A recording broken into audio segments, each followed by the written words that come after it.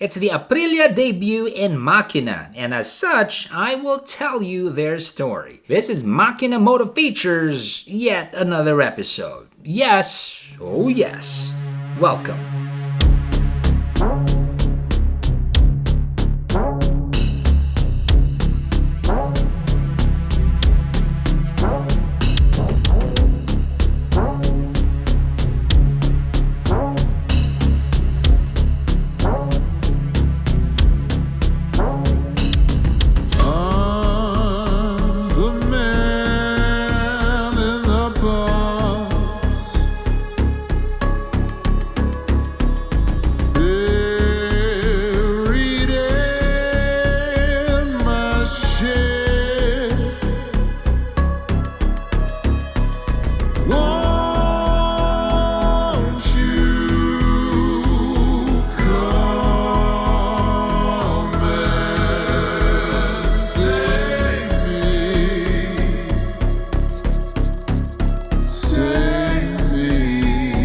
A lot of motorcycle origin stories come from the Second World War. Aprilia came into existence in Nowali, Italy, thanks to a fellow by the name of Cavaliere Alberto Beggio. They started out with bicycles, and it was only in 1968, when his son Ivano Beggio took over, that motorcycles became part of the picture. In 1977, things got interesting. Aprilia started winning races. People I know, places I go, make me feel tongue-tied. I can see how people look down there on the inside. Here's where the story ends.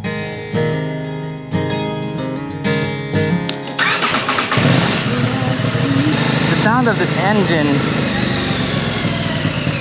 is scary. It's communicating with me. Zaga, I am an Aprilia. I have power, I have balance, I have torque, and I look good. That's what the engine is telling me.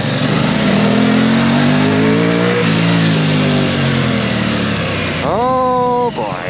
Looks like we're gonna have a lot of fun today. Power when you need it.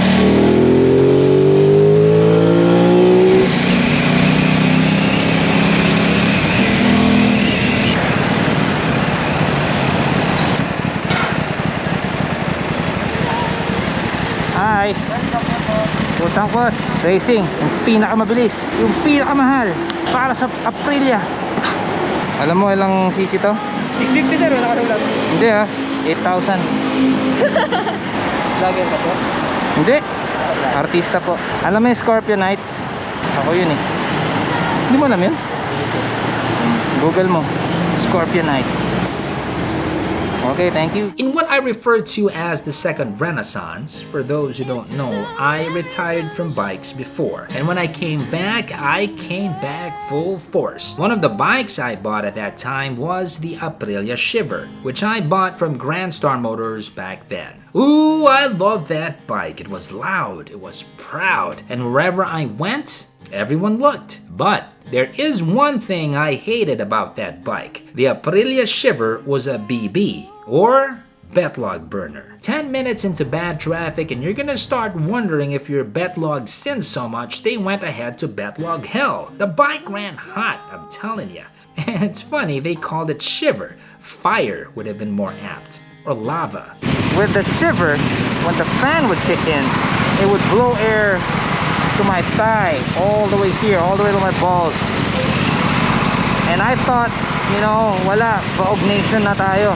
So that was in 2013. Fast forward 2021 when I looked at the Aprilia Tuono 660. I felt something for the first time. A dual sensation, a fiery infatuation at the beauty of this bike, mixed in with fear and stress for my betlogs, as I felt them rise up and retreat to a safer place in my groin. The cremasteric reflex, Google it, kicked in. Well, I'll tell you this. I've been in this situation, this slow crawl for the past 40-50 minutes. I'm happy to report that this bike is not a BB. I'm not feeling any heat at all.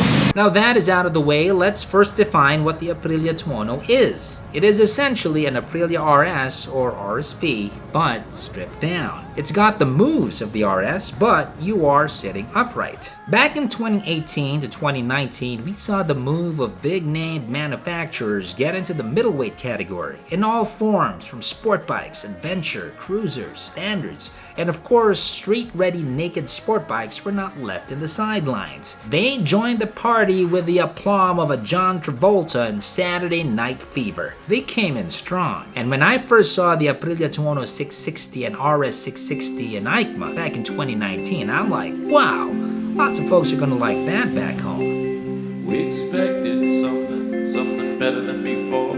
We expected something more.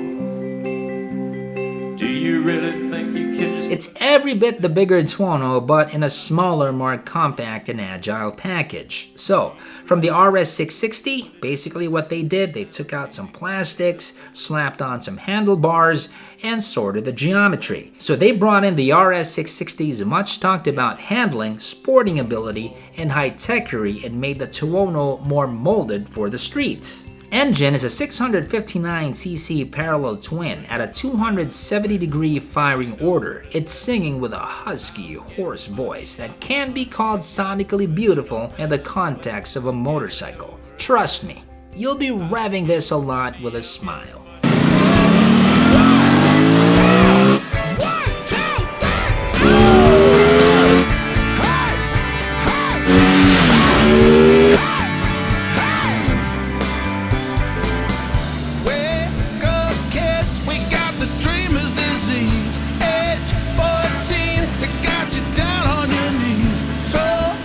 The Aprilia Tuono 660. Bella! And its class, my goodness, the power to weight ratio of this bike is incredible. And of course, it's coming off the heels of its big brother, the 1100 Tuono. If you know anything about the 1100 Tuono, then you would agree with me that you would set your expectations really high for this bike because they're calling it a Tuono as well. And so far with my time with it, I mean, it's all there. It's fast, it handles great, the brakes are good. Tuono legacy right here. Of course, this bike and the RS 660, they both share the same parallel twin and basically the chassis. But this is obviously more comfortable. Yes, it's still going to be sporty if you see where the pegs are, sporty riding position, but it's going to be a lot more comfortable because of the handlebars. It's nice and high, nice and comfortable, and nice and wide. So you're getting a lot of the whole sporty package look, but in a more comfortable presentation. So this is appealing to a lot of people. I mean, there are a lot of sports bikes out there that super souped up, super spec'd up, but you know, you can't really use it for day to day. You know, you can really only use it in the track. This guy you can use everywhere except of course for the off-road and have every bit as much of fun as the sport guys, right? It looks the part, it's fast, it's powerful, but you're gonna be more comfortable. Tail of the tape against everyone else, 100 horses at 11,500 RPM with 50 pounds-feet of torque at 10,500 RPM. This is pretty apparent with other bikes in this level, but what you should notice is its 403-pound wet weight. Now this is impressive. The Tuono's power to weight is one of the best in this class, with practically almost 80% of the Tuono's torque available at around 4,000 RPM. So much power on the onset, shooting out of corners, to stretches, leaving the pack and the stoplight, you know, that stuff. This bike, it's perfect for it. And this lends so much to the rider in terms of perceived power that one can feel from a middleweight. You get all this, while at the same time, the Tuono won't overrun you. It's a very manageable bike. It's like you are completely aware of what it's doing, you understand what it's doing, but at the same time, it's arousing you in a motosexual kind of way. It will push you and make you take on corners like a superhero. Newer riders, you will be inspired. Experienced riders will take full advantage. So acceleration, man, this is what one of the strong points for the Aprilia. Taking off is a lot of fun. It's not like crazy animal power that's just It's something that, you know, a lot of us riders can understand. A lot of us who are not into racing too much. This is something that's absolutely very manageable. This is something that can take you to the next level. And for the pros, I'm sure the professionals would agree when I say that there's a lot of power here. That's, yeah, it's not your super bike, litter bike, rip your head off, torque power, but it's something that you can appreciate and you can maximize in the track. This is power that's usable. This is power that comparatively is more affordable, you know. Another thing that feels right with the Aprilia Tuono 660, at least for my legs, it's how my legs wrap around the tank area. It just feels right. It's very, very hand in glove. Whereas in other bikes, depending on the position of the pegs and your legs, it's like you're too high or too low, right? This one is just perfecto. And when you're gripping your motorcycle this way and you're hugging corners, you just feel more sure in those corners.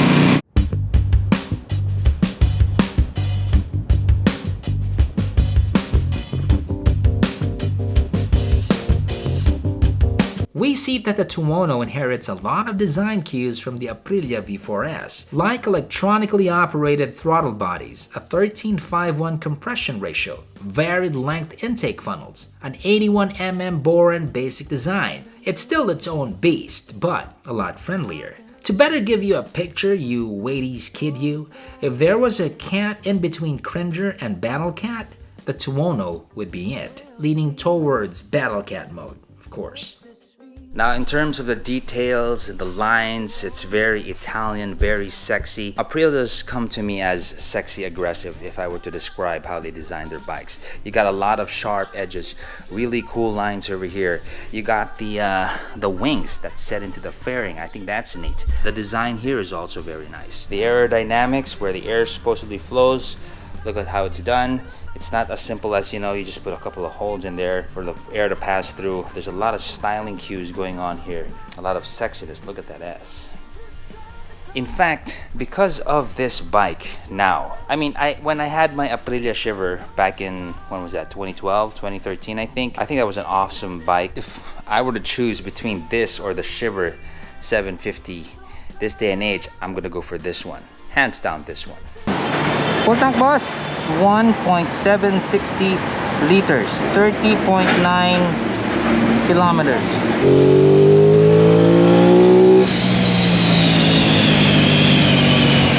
Something I noticed though in second gear between around 3,500 RPM to maybe 5,500 to 6,000 RPM, if you don't keep the revs up and open around the bends, if you hesitate, so will the bike. This is something I don't notice with other bikes at this level, and honestly, it could be a tuning quirk, but the solution is easy. Just throttle along as you are supposed to in the corners, and you'll be fine. Vibration is held at bay well. The rubber-mounted footbags did its job good. Shifting is also sure and consistent. And there's something about the combination of the two traits performing at that level that makes things smooth and syrupy for the bike. The quality everywhere you look is spot on, from the seats, in terms of foam. I don't know if you can see it, but look at how much foam this seat is gonna give your ass. You know, as compared to some sport bikes where it's just pretty much a plank. The pillion is gonna be okay. I mean, there's some foam there. It's gonna be all right.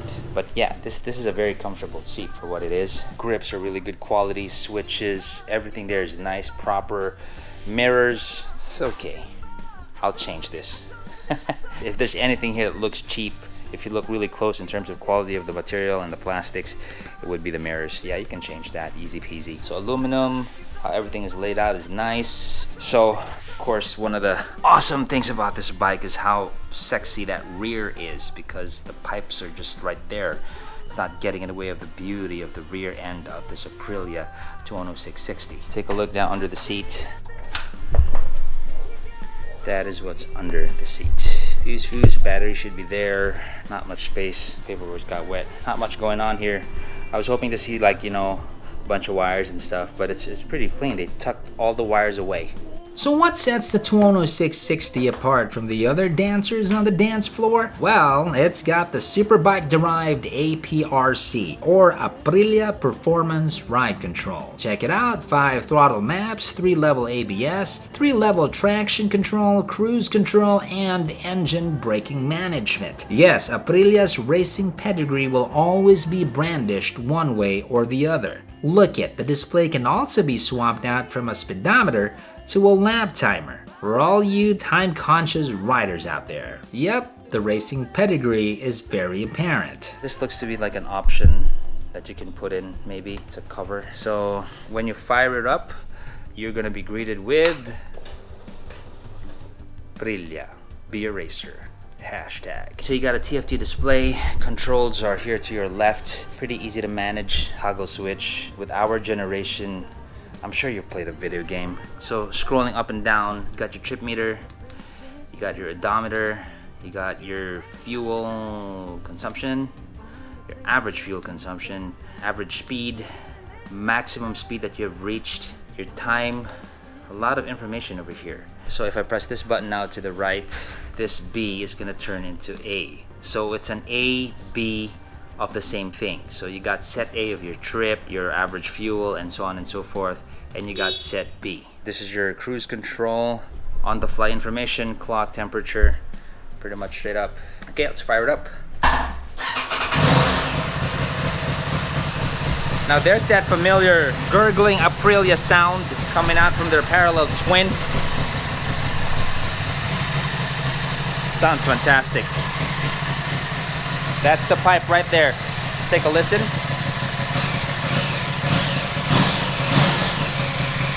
Jack it up a bit. More.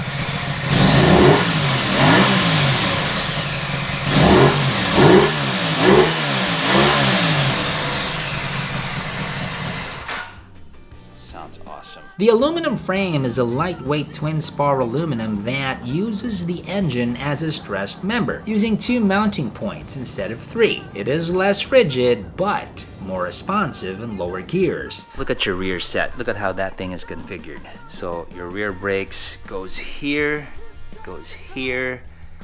and those are your tubes going into the brake system.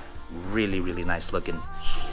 Now, if you're not gonna have a pillion rider with you, ditch this. Make it nice and clean over at the rear. The triple clamp offset is now at a steeper 23.9 degrees, and combined with a wheelbase of 54.3 inches, this equals a very agile bike. While yes, the figures and numbers already spell out a nimble riding machine, the biggest factor would still be the wider handlebars, lower foot pegs, and upright riding position. And with a seat height of 32.3 inches, you can have a conversation with the Tuono and not find an argument. The Tuono will be cooperating and agreeing with you each time. Suspension is a sporty KYB setup with preload and rebound damping adjustability. Curiously though, the Tuono will only allow adjustment on one fork.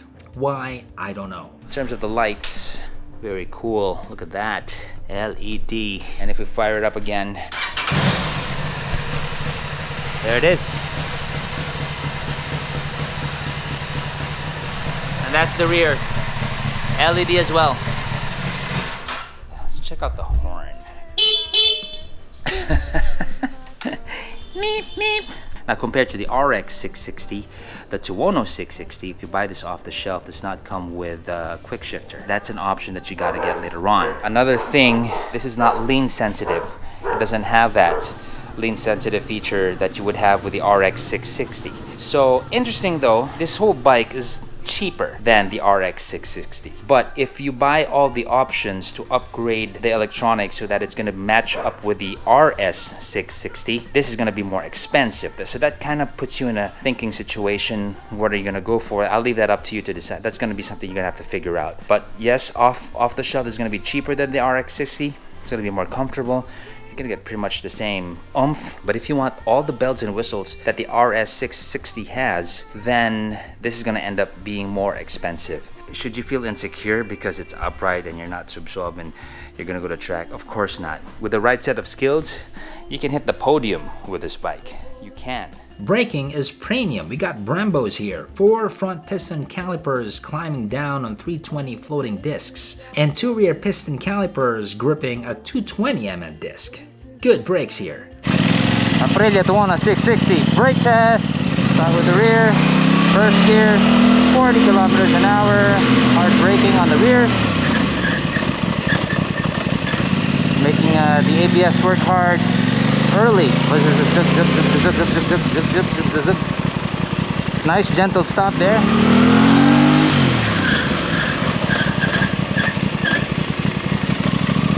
Pretty good, pretty good. Try some more. Faster this time.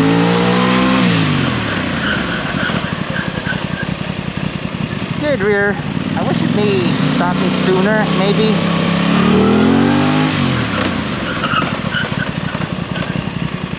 Let's try the front brakes this time. A bit faster. Very strong front brakes. So a bit faster now. Not too hard on the front lever. Not too hard. Okay. You know, the Aprilia Tuono 660 brakes, the performance, I would commend it. Really good braking here for the front. How the front would compare to the rear, definitely the performance of the rear brakes is not up to par with the front. If braking power of the front is this high, the rear is going to be low. So there's that gap in performance if you're going to compare the performance of both. Normally, I would say that you use both brakes all the time, right? But with the Tuono, you can survive on just the front. Man, that's really good braking there. Alright, let's try both brakes this time.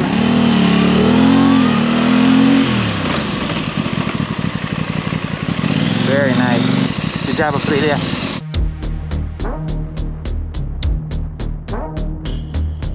Tuono means thunder in Italian, and this name has been held in high regard throughout the years. Aprilia made sure this bike can carry the name Tuono and live up to its reputation. It's easy to ride and absolutely fun to rip. This bike is incredible. Grazie Bike Box. Complimenti Aprilia. This is Zach from Machina Motive Features. Ciao.